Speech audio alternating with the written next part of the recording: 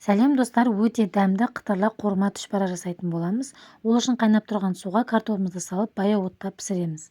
Қамырына жұмыртқа, сүт, су, тұз және ерітілген сары майды қосып, барлығын жақсылап араластырып, керегінше ұнды қосып, жұмсақ етіп, екі бөлікке бөліп, қамырымызды илеп аламыз да 10 минутқа тұндырып қоямыз. Одан соң тағы да уын қандырып, тағы да тұндырып қоясыздар. Осы аралықта картопымыз піседі, үстіне сары майды салып, жақсылап езіп араластырып аламыз. Соңынан тұзы мен қара бұрышын салып, осылай салмамызды дайындап аламыз. Одан соң қамырымызды жұқа етіп жайып аласыздар. Ұзындығын, енін барлығын 7 см етіп, төрт бұрышты етіп кесіп аламыз да, ішіне салмасын салып, түшпәраларымызды түйіп шығамыз. Одан соң қызып тұрған майда пельмендерімізді қызартып қуырып аламыз.